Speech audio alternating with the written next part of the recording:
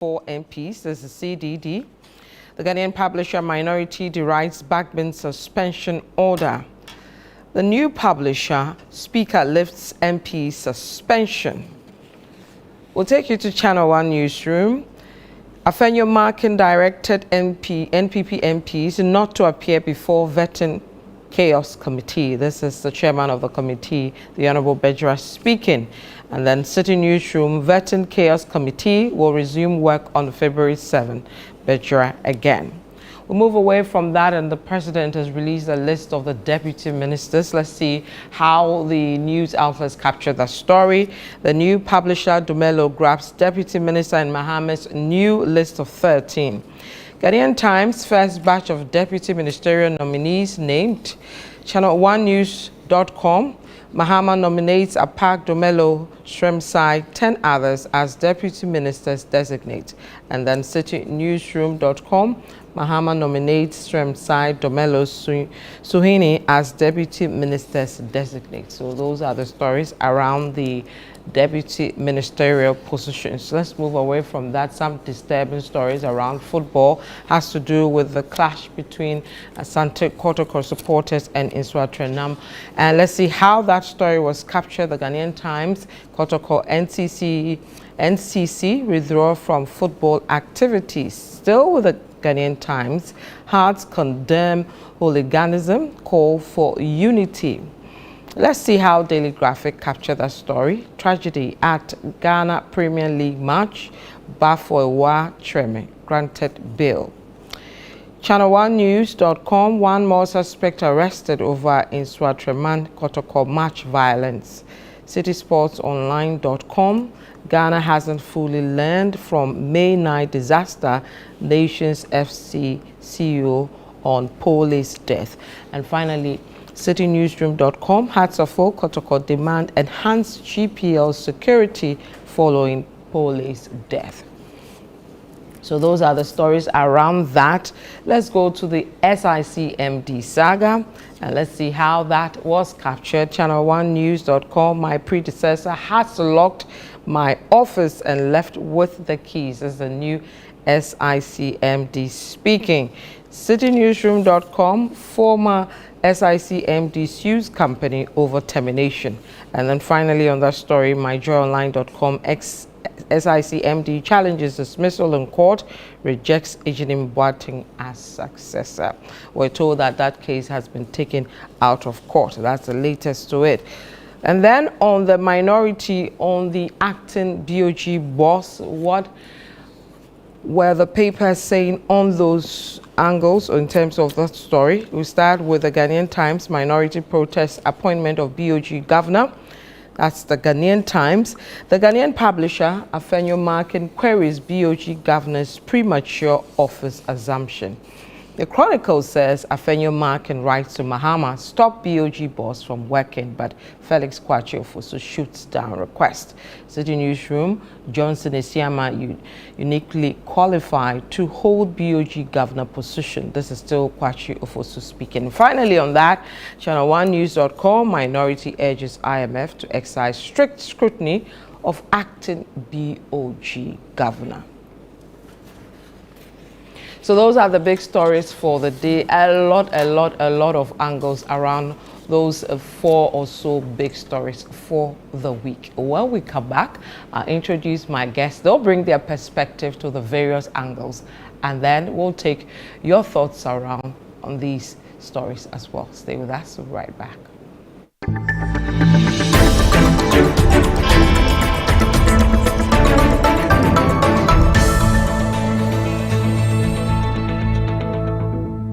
One upgrade is nice, but a double upgrade is amazing. And that's how we do it.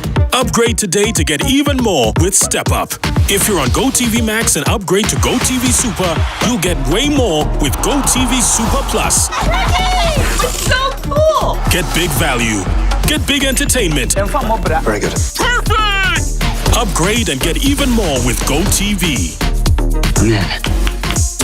GoTV. Love it. What are you doing in the kitchen? You ain't got a card. If you want to come to my house and touch things, you need to ask permission from me. Me papa fear. I know it's your father's house, but it's been willed to me. I own this house now. You call this a house? This thing. Don't worry, eh? Go to a better place. Oh, don't worry. Okasawa. Why you who say you want to move me and say tea bread? What the number one now? What they but we need pediatre was saying. Me are very, very okay. Oh, very, very okay. We okay, I'm packed. Kaka, you good? Shall I talk? Not the right paper. I pass finish. Menya bema opese oyeme ho ade. Crossed by blood. Oh, I crossed by blood. Paying for your Showmax is easy. Just choose your preferred payment method from these easy and convenient options. MTN Momo, Visa or MasterCard, Showmax vouchers at DSTV or GoTV sales agents, or use a promo code. Enter your payment details and hit submit. Showmax. Pay easy, stream easy.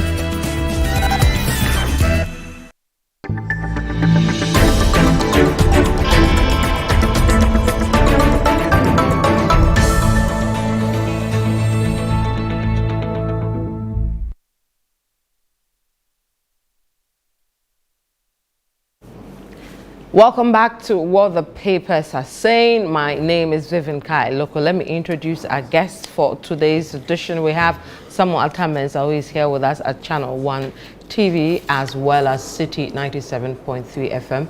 Say welcome. Thank you.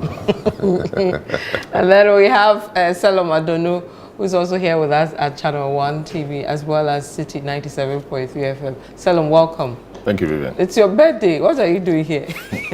We're learning from you. Oh. Papa says you give you bonus for coming on your birthday. We'll share the bonus. Don't put words in this mouth. We'll put the bonus on the table and share. And the three of us to share. I like that.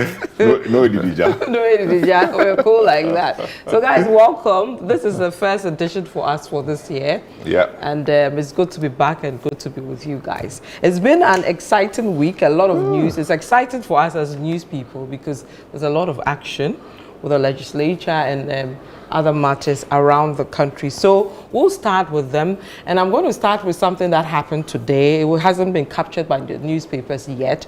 This has to do with the Minority Chief Whip, the Honorable Annoh-Dompreh, on some statements he made around the Ablekuma North parliamentary elections, which is still not finalized. So let's pick that clip quickly, and then I'll pick your thoughts around that, gentlemen.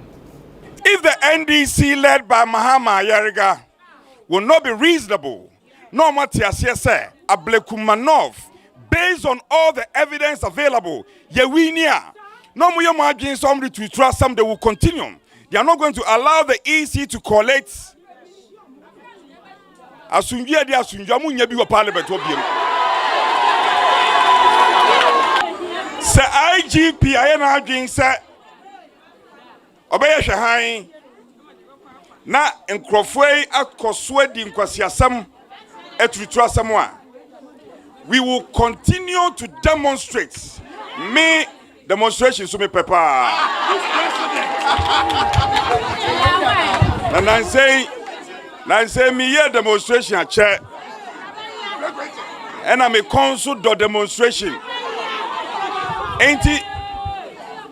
So I'm on penny to penny noa. I'm on fire to baby a dapper. Yeah, share Nimusa, we are giving the EC 1 week. 1 week. 1 week, 7 days. The EC must come and declare our candidate as the winner of the Ablekuma election. So that's the Honorable Annoh-Dompreh. He's a Minority Chief Whip over there. So, let me start with you. These statements are a bit troubling. Honorable for a member of Parliament? Well, I think people have been testing the waters for some time now. And I think for some of the, if I should say, the young politicians, it's become stylish for them to always test the waters to see how it will impact on, first of all, their political careers. I mean, he may have genuine concerns, but I'm not sure that the approach is the way to go.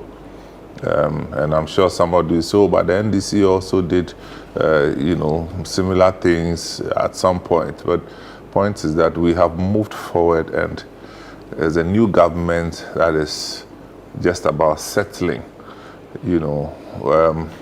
It's actually irresponsible for a member of parliament to encourage people to go beat other people. I mean, it's not done, and it doesn't sound like a joke. Yeah. So I think that he needs to take himself more seriously. You can't call on people to go and beat somebody. It's a no, and it should be condemned in no uncertain terms. And I just say that the young parliamentarians or young politicians, they should learn from the older ones and how they conducted themselves. This calling people, I mean, I couldn't believe it when I heard it. Call when you meet MDC persons, something, go and help them to beat them. I mean, and I'm asking, is that how you assert yourself as a parliamentarian? I mean, and then there's the one that said we are giving the EC 1 week ultimatum. In your capacity as who? And okay, so if the EC does not declare, what can you do? He says he's missed demonstrations. He wants to protest. But that's a joke. You can't joke with this office of a member of parliament, much more the office of the minority whip. You can't do that. And I think that the seniors in the party should sit such people down and educate them. And I use the word educate them because, you see, if they flourish, it impacts on the fortunes of the party. What a lot of these people do not consider is that it's not all the time that elections are won by the party followership. Okay? There's a middle of the road people who really could not be bothered. Okay? Some of these things actually annoy people. They actually annoy people. And so I think that he should be spoken to, that if you want to continue to be the minority leader, there's a minority chief whip, there's a way you conduct yourself. You understand? Violence is not a way to go at all. But it looks like this is his style. He's been in the news for some bad reasons for the past 3 weeks or so. Starting with the clash with MFA Castle, moved to the incident we saw in Parliament, telling people to remove microphones and all that. And then now we're seeing what we're seeing with the same gentleman. Yeah, but if it's your style, it's Parliament. You understand? And I'm just saying that the elders of the party should have a forum where they address some of these issues.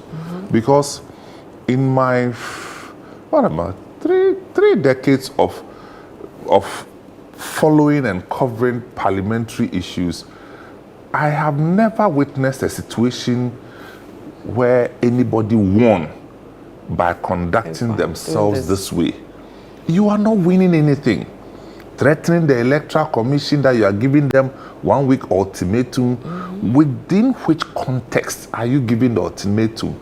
That they should declare by force, or if they don't get to work, what on earth can you do to the Electoral Commission? So this ultimatum thing, it doesn't work that way. At this point, you always call for conversations. Make your point. If it has to go to court, let's go to court. You get me? But this whole thing, I found it very appalling that you can threaten people and then also urge people to go and beat people. I mean, what is that? Okay. Let's bring in Selom. Should he have been picked up by now in terms of inciting people to beat people? Well, it would have been nice to have him have a conversation with the law enforcement. Some of the things he said were very unparliamentary. They were not comments that the member of parliament, much less a leader of the house should be doing, should be speaking. I think the party should be worried. The party should be worried. The party perhaps should start having conversations around the choice of the leaders for their caucus. He being minority chief, where the chief whip comes with, you need to be hard a bit to be able to do that job. But it's not, the way he's going about it is not the way to go. He was the majority chief whip. He was the guy who in parliament said, you guys polluted the water more than us. Yeah. And that comment did not help him. That comment, was not appropriate. A lot of people, castigated him for that comment and said a lot of things about him. He doesn't appear to be learning. He's so much in the news together with his boss, Afenu. But he's a man in question now. So much in the news. Behaving as if they are student politicians. But you are national politicians. You are not student politicians. Go to Mike, like go and do. No, you are not student politicians. You are serious politicians. And for some of the comments he made, these are comments that, or conduct which are likely to breach the peace. It's not proper. Ablikmanov right now could be a volatile area. You see how supporters could clash, could go to the EC, could fight, could destroy things. Very volatile place. And so you don't go to a place like this, make this comment. You will make the comment and you will leave. And then you'd have destroyed things there. You'd have destroyed the already volatile environment there. And I'll not be surprised if this night or tomorrow, there is a clash between NDC people and NPP people. If that happens, it would have been due to this comment he made. It was very reckless, it was very irresponsible. He didn't have to make that comment. Anytime they speak, they say that the small number they have in parliament shouldn't matter, because in the 97 parliament, we had NPP people about 61, NDC about 139, but in 2001 they came to power. But they've forgotten that this wasn't the approach the guys used. They used a lot of intellectual, ability to push their things forward. They were responsible. They dealt with things well, not this way, going to scatter things, going to destroy microphones, going to dismantle table and all of that. When you drill down, it's useless. So I think they need to be spoken to. If their elders are there, the former leaders of the house, the former chief whips, people who have been there before and they've seen it before, I think they should call some of them and talk to them. What they are doing, they think they are being hard, but it may rather drive people away. People should see your strength in the kinds of arguments you put up, not this kind of thing. You're giving the EC 1 week. Ultimately, what will you do? You demonstrate so that the EC will do what? And you see, the thing he's saying, he wants a one-directional answer. So 1 week to declare the results in our favor. Yeah. So the EC could declare the results, maybe not in their favor, but that will not satisfy him. So he will do what he thinks he can do. So the EC should declare the results in 1 week, and then declare the results in their favor. Because he says that they won, and but we don't know that yet. We don't know that yet, and that even raises bigger issues for the EC. Maybe a question for another day. How we go about this, and so that tomorrow it doesn't happen that way. Somebody can just come, take your pink sheets away, and now you'll be depending on the contesting parties, etc. It's not the best. But for Annoh-Dompreh especially, I think he has to be spoken to. If these comments are left, unaddressed, it may lead other people to do similar things, and it will not be the best. Right. The current situation we have in the parliament, even though their numbers are not the same, things like this will not help the house. So look at the thing you're saying. After 1 week, if Mama Yariga and couldn't do anything, there will be no peace in that house. What can you do? You are just 88. The guys are about 100 more than you. We actually saw them 2 weeks ago in Parliament when they disrupted Parliament and sang songs and stood, remember, over this Ablikuma North. Yes. If you remember. But you see, that was the beginning of things. Yeah. So I think we'll get into it. Yeah. Speaker Babin is not a guy you can push around. You can say all kinds of things you want to say about him, that he followed the rules or not. But in his mind, he followed the rules, and he will do what he has to do. Now, I'm not sure they can easily do that again, because they will know that there could be sanction coming. And you don't want to be sanctioned many times. I don't even understand what they are doing. If the nature of the game is such that the numbers or the majority carries the day. So that's why they say the minority will have its say, but the minority will have its way. So in the end, it comes down to the numbers. You have to vote. So if you see your numbers are few and you will not win. You can't say you want to disrupt it, so you will not leave. You will be there, and the thing will not happen. No, you can't. It cannot be a sustainable strategy. Yeah. Once in a while, you can do that, but that cannot be a sustainable strategy. If the other guys also want to meet you boot for boot, what happens? You know. So I think Annoh-Dompreh especially, he needs some talking to, and he carries. There's some of arrogance. He needs some talking to. It's too early in the day. Maybe he will change along the line. But with this posture, I don't see where he'll be going with it. Let me